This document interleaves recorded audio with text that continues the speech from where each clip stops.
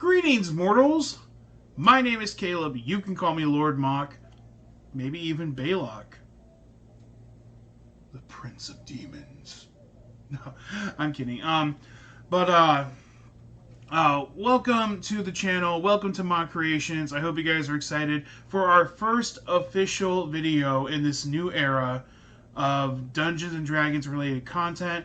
The first thing I want to talk about, I want to take like 5 minutes of your guys' time to talk about an amazing thing that got dropped from Wizards of the Coast and Magic the Gathering, is that Magic the Gathering is officially going to the Forgotten Realms. It's never happened before that Magic the Gathering has crossed over with Dungeons and Dragons. Dungeons and Dragons has crossed over with Magic the Gathering by bringing Ravnica to the existence of the D&D multiverse, but never in the opposite. And I am super psyched. I will be doing a top 10 video of things that I want to see in this set, but I will be putting that out possibly next Tuesday, I believe. I want to do next Tuesday because Monday I'm going to do a thing called Monster Monday or something like that, where we take one creature from Dungeons and Dragons and we specifically talk about that creature and the history of the creature. But again, look for that top 10 video next Tuesday, hopefully. If not, those will be the following week. I just need to get, a little bit ahead of myself so I'm not, stumbling and fumbling. Working a full-time job, having a social life, and doing YouTube, it can be difficult. And that was one of the things that really affected me back in the day. I want to make sure I'm starting this new one off right. But, okay, so let's talk about what we are actually here to talk about. Again, look forward to that Adventures and the Forgotten Realms discussion either next week or the week after. Today, I want to take you to a Tumblr page I follow called Homebrew from the Void. This person creates some amazing homebrew. I have been following them for a long time. Their page is always full of all kinds of amazing things, like races, like what's a quarterling? We're not going to talk about that today, or a dwarf halfling kind of stuff. But today, I want to talk about simple backgrounds. And this really, I thought was really awesome. Simple backgrounds. Like, you don't have to have a religious background where you were a cleric or something already, but you just didn't have the cleric class, or an outlander. Why can't you have simple backgrounds where you're just like, I'm a farmer, I'm a barber, I'm a this, I'm a that. So let's talk about these simple backgrounds. Not everyone is born a hero. Not everyone is special. Whether for an NPC or for a player character, these backgrounds are for those among us who live a life or have lived a life far away from the limelight. However, that doesn't mean they can't rise to the occasion. In fact, far from it. Now, if you guys didn't know, barbers back in the day were not just, speaking of haircuts, I could probably use a haircut. They didn't just cut hair. They were dentists, they were surgeons. That it's a big thing that, some people might not know about, but some people do. But for the barber, whether you're practicing your profession in high society or among peasants, you'll always be of need to the community you serve. Even if you're not the first thing that springs to mind, your skill with razors and have great coordination. You might have turned your trade into in a monastery. You might have started your trade in a monastery where traditional haircuts required your work. Or you might have started your trade in a court of low nobles where fashion was key. No matter where you started, your skills are the same.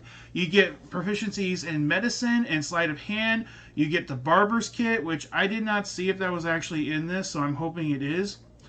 One standard language of your choice, a barber's kit, a note with a rumor, a set of common clothes, and a pouch containing 15 gold pieces. Place of business. Barbers can be found in all walks of life. Some start low and work their way up, while others, through mistakes and missteps, find their high place sneaking away from them. Choose or randomly determine your place of business by rolling on the table below. So like village, small town, monastery or temple, soldier's camp, ship, large town, criminal underworld, traveling company, high lower court, low or high royal court. So a lot of cool things there. The feature really makes sense because when people go to their barber, they talk. It's like a gossip thing, and I really love this. Rumor Master. Having spent your life around people you have precious little else to do besides wait for you to finish your work, you have been privy to a large amount of gossip and rumors. You generally know at least one rumor about a person of status in society. But remember, that doesn't mean it's true. You are also adept at spreading rumors. With some effort, you can make certain almost everyone around you knows the gossip within a day. Sometimes it gets traced back to you, but that's a risk you should be willing to take. That makes amazing sense. I love it. It's such a great feature. The Dungeon Master, whenever you meet an NPC, you can, as long as they're an NPC that's actually, known of, like a noble or a general or maybe a high-ranking criminal member of a criminal underworld, you should be able to get rumors about that because people talk and you are the person they are talking to. Suggested characteristics. While being liked by the people they serve is a necessity, many barbers find it advantageous to be in any ways, especially for a coin in their pocket. Some see their profession merely as a way to make money, while others see it as an art.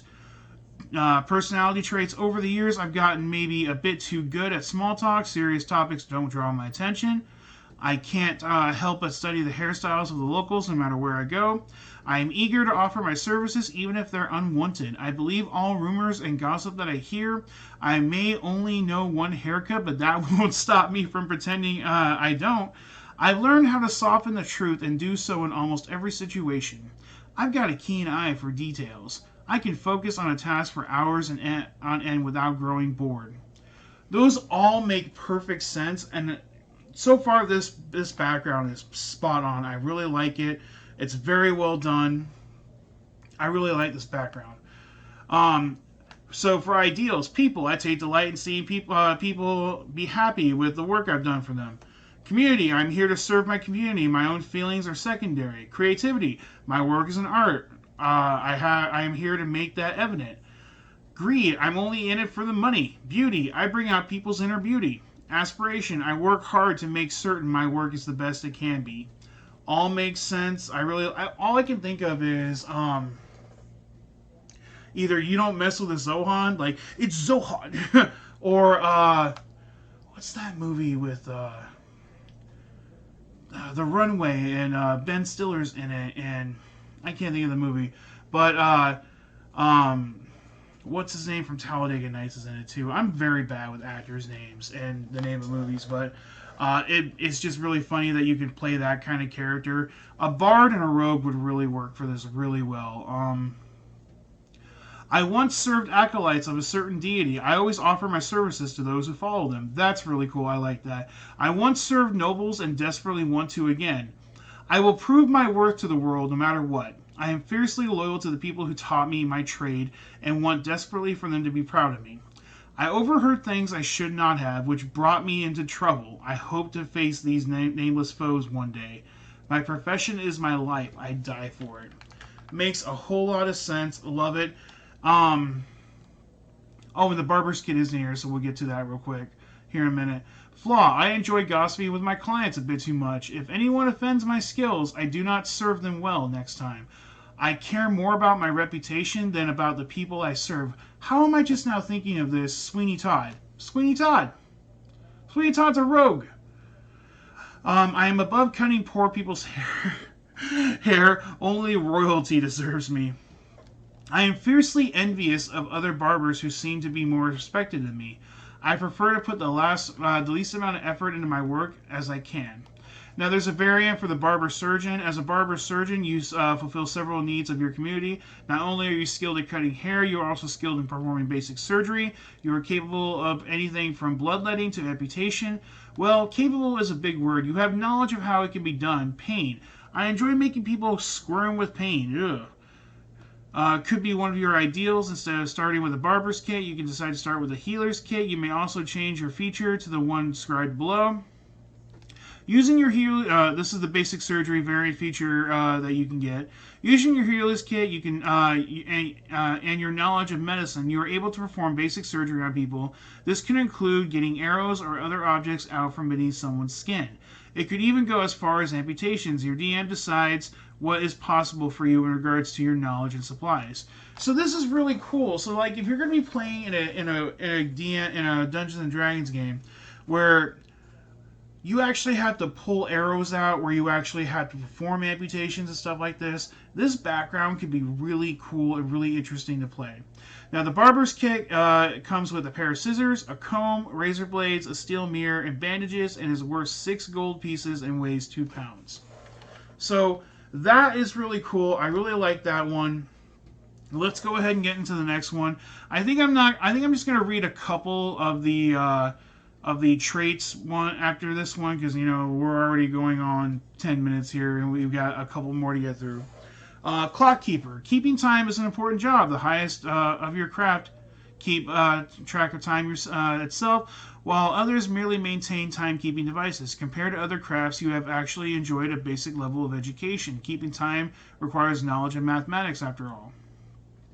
So honestly, this is going to be very intelligence-based, so I can see this as a, again, possibly a rogue, but definitely a wizard. Wizards follow a set thing of guidelines, and a clock keeper would follow those same guidelines and rules. Skill proficiency, sleight of hand, history, tinker's tools is your tool proficiency, one language of your choice, equipment. A set of tinker's tools, an hourglass, an ornate pocket watch, a set of common clothes, and a pouch containing 20 gold. You always know what time it is, whether this is because you're personally keeping track using one of your many devices, or because nature tells you so.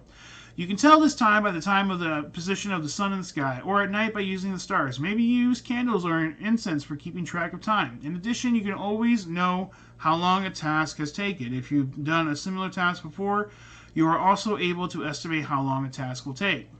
Some clock keepers may be recluses who live alone in clock towers, their only care in the world being their precious job.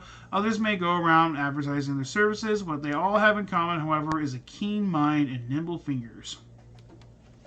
So this one's interesting. It's just not as interesting. It's a little harder to get this character into an adventuring party, because a barber can easily be a rogue who just loves a rogue or a bard who loves to give haircuts, and that's their way of performing art. Or they are a medicine person who goes around keeping the party healthy with maybe not. I mean, a cleric barber could kind of make sense, but a clock keeper is going to be a little bit more difficult. Maybe definitely more in a steampunky world. But for personality traits, I'll read maybe the first 2 of this one, then the second 2 in ideal, and so on and so forth. I greatly enjoy watching candles or incense burn, or sand run out of an hourglass. Tasks should be no. I am always punctual and value punctuality greatly. Makes a lot of sense. Ideals. I want to find even more ways to keep track of time, so I can be remembered through the ages. That makes a lot of sense. A lot of measurements of time are artificial. I seek to dismantle them. That makes a lot of sense too. My profession has made me realize how precious time is. I want to spend it with those I love. A bond. That really makes sense. I care about the town or village I worked at greatly. One day I hope to give them the money they gave me back to them. Okay, makes a lot of sense. Flaw, I constantly feel like I'm running out of time, which is why I rush things and send myself into a spiral. I kind of like that. I take my sweet time doing my work. After all, time is only relative.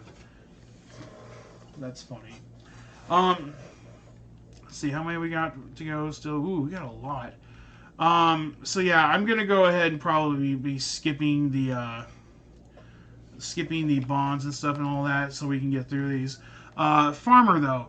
And see, this is what makes these so cool, because let's think of Luke Skywalker here. Luke Skywalker did not have a heroic background whatsoever. He was a farmer, but we don't have a farmer background in Dungeons and Dragons. I mean, obviously, Star Wars is Star Wars, but the idea of taking this farm boy and making him into a hero, that was seen in Aragon, that was seen in all kinds of other stories, and what background am I supposed to pick to dictate that? But There are few more important in society than the ones who provide us with our food, farmers, and yet they are the bottom of the social ladder. You have led a humble life, though your professions may get you a break sometimes.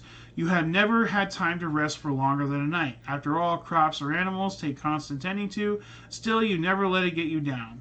You get animal handling and nature as skill proficiencies, brewer supplies or cooking utensils, and vehicles land for tool proficiencies. You get a set of common clothes, a patch of unknown seeds, a water skin, a shovel, a sickle, and a pouch containing 10 gold pieces. As a farmer, you produce some form of goods for the people, whether it is edible things such as vegetables or inedible such as wool.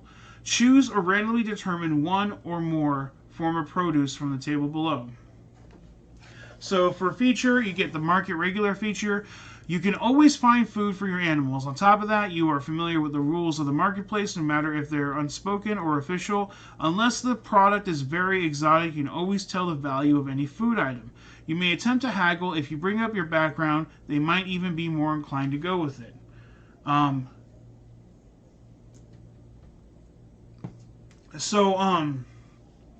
A couple ideas for this. I could definitely see a barbarian or a fighter with this.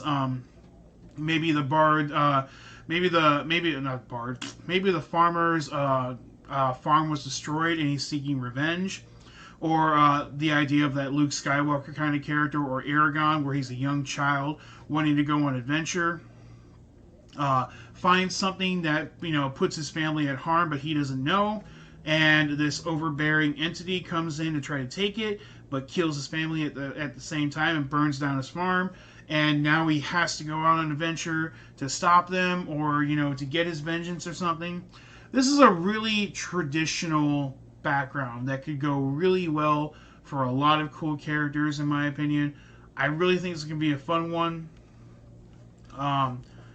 Honestly, I'm surprised this didn't exist already in 5th edition, because I'm pretty sure that there's no farmer background in 5th edition. Correct me if I'm wrong. Please do so, because I want to know. But this is a great background. I love it. Makes a lot of sense. The next one is Gravedigger. There is nothing more certain about life than death. As a gravedigger, you try to help. You don't perform the last rites. You are only there to provide the final resting place. Your work is riddled with pain and grief, but it is necessary. It's not the job many want, but not even yourself, but you took it anyways. After all, whether the coin came from the living hand or from a dead man's hand, the gold is just the same. Skill proficiencies in athletics and religion. Tool proficiencies, you get a gaming set and mason's tools. Equipment. A set of common clothes, a shovel, 50 feet of hempen rope, a holy symbol, a keepsake of a loved one, not necessarily yours, and a pouch containing 10 gold pieces. What was it that made you leave behind the life you led before? You were earning a steady income. What made you leave that life? Choose one or randomly determine a moment of change from the table below. I heard one of the corpses speak to me. Does this mean death isn't the end? A close family member or friend died and I was forced to dig their grave.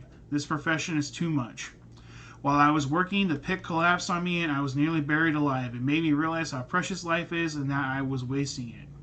The pay simply wasn't enough to sustain the life I want. I was laid off. Now I don't know what to do with myself. A disease killed everyone in my community. I ran before it got me too. So if I was going to play this with a class, I would definitely think of doing maybe like a sorcerer who uses necromancy. Maybe even possibly a wizard who does necromancy. But the main one I can think of is a warlock with a patron that has some kind of undeath to it. Definitely makes a lot of sense to me. Feature. Realm of the Dead. If you introduce yourself as a gravedigger, you are often given across to all types of graveyards, from the rich and the poor, from the haunted to the quiet. You may even find temporary employment there. You know the funeral rites for most common deities. On top of that, you are... Oh, and a cleric would make a lot of sense for this too. On top of that, you are very aware of signs of death. If you inspect a body, you can usually tell whether it is dead or alive. Depending on the subject, you might be able to tell for how long they have been dead for, though only in a broad terms. On top of that, you can look for signs of undeath. So, very Curse of Strahd kind of character. Definitely would be a cool character in Curse of Strahd. Um, so we got two more. The second and last one is Lumberjack. You're a lumberjack and you're okay. You sleep all night and you work all day, cutting down everything from the smallest lark to the biggest redwood. Your hands are used to to the heavy swing of an axe. Perhaps that is a skill that will come in handy in more than one situation. Athletics and nature are your skill proficiencies. Woodcarver's tools and land vehicles for tool proficiencies. You get a set of common clothes, a hand axe with a symbol carved into the hilt, 50 feet of hempen rope, a mess kit, and one-person tent, and a pouch containing 15 gold pieces. Now, if I had to think of a class for this, I automatically think about Ranger, Fighter, and Barbarian. Definitely a martial class, because that's what a lumberjack's a big, strong, man that's going to be using his strength to take down trees and things like that. So that just makes sense to me. Feature: Tree Whisperer. Trees hold no secrets for you. When you are in the forest, you can never get lost, so you are able to tell your way by the trees. Definitely a ranger class for this one, in my opinion. You are able to recognize types of trees and know which produce fruits and nuts and that are safe to eat. Additionally, you have advantage on spotting plant monsters assigned as trees. Just makes sense as a total ranger character. This just makes sense. But of course, it could be a fighter, could even be a barbarian that has a lot of nature-related stuff to it. And our final background that we're going to be talking about is the miner. Definitely a dwarf kind of thing, but any race can be a miner. While before you saw the darkness underground, you now see the darkness of the world above. Your work is hard. Dust and grime covers every bit of your body. Claustrophobia isn't an option. Whether you enjoy your job or loathe it, the result is the same. Coin in your pocket and calluses on your hands. Athletics and investigation are your skill proficiencies. Tool proficiencies are miner's kit and mason's kit. Equipment: you get a set of common clothes, a miner's kit, a small yellow bird in a cage, and a pouch containing 15 gold pieces. For some reason, it just popped in my head. It'd be really funny. Instead of the bird in the cage, you just get a best friend that's an Aarakocra. While the position of miner might not seem pretty clear-cut, there are actually a lot of variety in it, especially in what they dig for. Pick or randomly determine one source from the table below: clay, stone, salt, chalk, coal, metal, oil, gemstones. Definitely makes a lot of sense. Feature: miner's knowledge. You know the underground quite well. When underground, you cannot get lost. In addition, you can tell which parts of the caverns or tunnels are important to the area's structural integrity, and thus know not to knock those down. You are also quite skilled at recognizing ores and stones that have an advantage on checks to recognize them. Suggested characteristics: miners may be as blunt as a pickaxe after a hard day's work, while others worship the sun they miss so much while underground. Still, days spent in the claustrophobic dark places would have an effect on even the brightest soul. So definitely, since these are such basic backgrounds, it keeps coming back to like fighter. I wouldn't say barbarian, but dedicated miners, I could see paladin. But yeah, and a miner's kit, this is what comes in it. A miner's pack, a hooded lantern, a flask of oil, a tinderbox, chisel, hammer, mess kit, water skin, 50 feet of hempen rope. It costs 11 gold pieces and weighs 3.5 pounds. So these were some really cool backgrounds. I liked them a lot. I really do love everything that I find from Homebrew from the Void.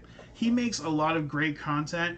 So if you happen to watch this video, or I might send you a message like, check out this video. I went over your backgrounds and I happen to love them. A lot of great backgrounds for,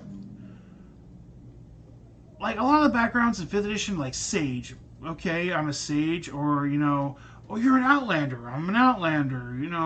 These backgrounds, in my opinion, make a little more sense. These are the backgrounds that something tumultuous happened in this person's life, and they are either forced to become an adventurer, or they become an adventurer for revenge, or, because they want to protect the loved ones that are still alive. But if you want to check out some amazing homebrew material, go to tumblr.com and find Homebrew from the Void. He has some amazing stuff on here. He does some character art. and has a lot of racial stuff here and just a bunch of awesome stuff. But again, guys, thank you so much for watching. I hope you did enjoy this video. If you did, head on down to that comment section. Make sure you make a comment. Tell me what you liked. Tell me what your favorite background is. Make sure you like and subscribe because it does help a lot for the channel. And make sure you hit the little bell so you'll never miss another Mock Creations D&D content that we're going to be bringing to the channel. Again, thank you guys so much for watching, and I'll catch you all next time. Bye! Thank you for watching that last video. I really do appreciate it. If you don't mind, head on down to that like button and hit that like button for me. If you're new, make sure you subscribe to the channel because we're going to be bringing a lot of D&D related topics. Mostly homebrew because I really do enjoy homebrew, but I'm thinking about doing something like a Monster Monday kind of thing where we take a monster found in D&D and go over the history of it and anything about that monster in general. And if you really enjoyed the background information that Homebrew of the Void had, why don't you head on over to his Ko-fi, which I will link down below, and buy him a coffee. You know, if you enjoy his content so much, which I happen to, and I will be buying him a coffee myself because great job, buddy. Head on over there, buy him a coffee, show him your support, and head on over to his Tumblr page, which is right here, and you can check out everything that he's created that is available for you guys to see on here.